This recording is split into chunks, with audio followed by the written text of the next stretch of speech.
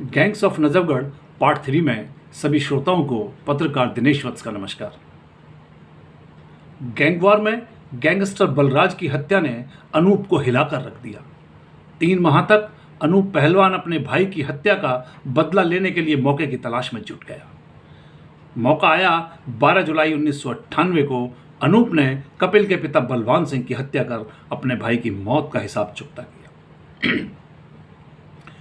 अनूप पहलवान अपने भाई बलराज की हत्या के बाद से इतना बौखला गया था कि उसने किशन पहलवान तथा कपिल से जुड़े 6 लोगों को एक एक कर मौत के घाट उतार दिया। जब यह खूनी खेल खेला जा रहा था तो अगले माह यानी 8 अगस्त को दिल्ली पुलिस की स्पेशल सेल ने के एसीपी एलन राव की टीम ने किशन पहलवान को गिरफ्तार कर लिया। किशन पहलवान की गिरफ्तारी के कुछ समय बाद ही अपराध शाखा के इंस्पेक्टर राकेश दीक्षित, जो अब सहायक पुलिस आयुक्त एसीपी वसंत विहार हैं, तथा उनकी टीम ने अनूप पहलवान को सोनीपत से गिरफ्तार कर लिया था। इस बीच जानकारी मिली थी कि अनूप पहलवान ने हरियाणा पुलिस के एक निरीक्षक के बेटे की फैक्ट्री में अपना ठिकाना बनाया हुआ था। दोनों पहलवान कई साल जेल में बंद रहे। एक दिन अनूप पहलवान ने जेल प्रशासन को बताया कि उसे किशन पहलवान तथा उसके गिरोह के सदस्यों से जान का खतरा है। उस समय तिहाड़ जेल के डीजी अजय अग्रवाल हुआ करते थे।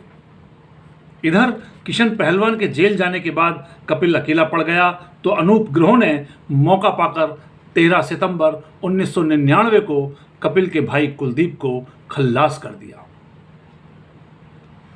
इसी दिन कपिल ने अनूप को जवाब दिया और उसके भतीजे यशपाल की नृशंस हत्या कर दी। अनूप तथा कपिल के बीच करीब 2 साल तक चली इस खूनी जंग में रामधारी, अशोक, देवेंद्र कोच, सुभाष सहित दर्जनों लोग एक दूसरे की गोलियों का शिकार हुए। दिल्ली की सड़कें खून से लाल हो चुकी थी। स्थानीय पुलिस हाथ पर हाथ रखकर बैठी थी। तब स्पेशल सेल ने 25 मई 2000 को कपिल के मामा ऋषिपाल को मुठभेड़ में मार गिराया। 3 माह के अंतराल पर स्पेशल सेल के एसीपी राजवीर सिंह 10 अगस्त 2000 को मोदी नगर के एक मकान में गैंगस्टर कपिल को मुठभेड़ में मारकर इस खूनी गैंगवार पर विराम दिया। लेकिन कपिल के मारे जाने के बाद जेल में बंद किशन पहलवान ने सलाखों के पीछे से ही अनूप गैंग का सफाया करने की ठान ली।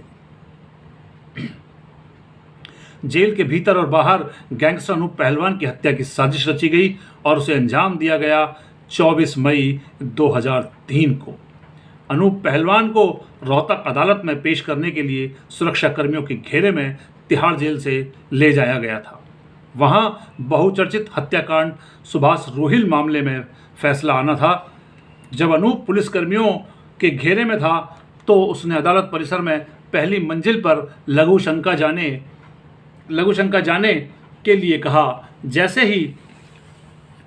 जैसे ही वह शौचालय की तरफ मुड़ा तो पहले से ही फील्डिंग लगाए हमलावरों ने अनूप पहलवान पर ताबड़तोड़ गोलियां बरसाकर उसे मौत के घाट उतार दिया। इस हमले में 3 पुलिसकर्मी राज सिंह पवन और शिवचरण भी घायल हुए। गैंगवार में अनूप की दिन दहाड़े अदालत में हत्या के बाद एक सनसनी का माहौल पैदा हो गया। रोहतक अदालत परिसर में दिन दहाड़े कुख्यात गैंगस्टर अनूप पहलवान की हत्या की जानकारी मिलने पर उस समय तैनात रहे पुलिस के अधीक्षक आलोक राय, उपायुक्त अशोक कुमार यादव सहित अनेक पुलिस अधिकारी मौके वारदात पर पहुंच गए थे। बताया जाता है कि रोहतक पुलिस की तफ्तीश में यह बात सामने आई थी कि अनूप पहलवान पर हमले की साजिश बहादुरगढ़ स्थित एक होटल में रची गई। हमले में नजफगढ़ निवासी महावीर डॉन सहित अन्य हमलावर शामिल थे। ये सभी किशन पहलवान गिरोह से जुड़े बताए गए। उधर पोस्टमार्टम के बाद अनूप पहलवान को उसके पैतृक गांव मित्राओं लाया गया और वहां उसका अंतिम संस्कार किया गया। अंतिम संस्कार के समय उसका भाई संपूर्ण सिंह तिहाड़ जेल से सुरक्षा घेरे में मित्राओं पहुंचा था।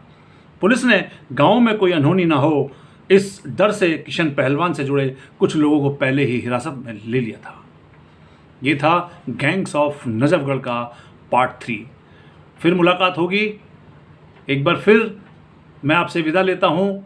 गैंग्स ऑफ नजफगढ़ के चौथे एपिसोड में, चौथे पार्ट में आपसे मुलाकात करूँगा। तब तक के लिए दिनेश वत्स का प्यार भरा नमस्कार।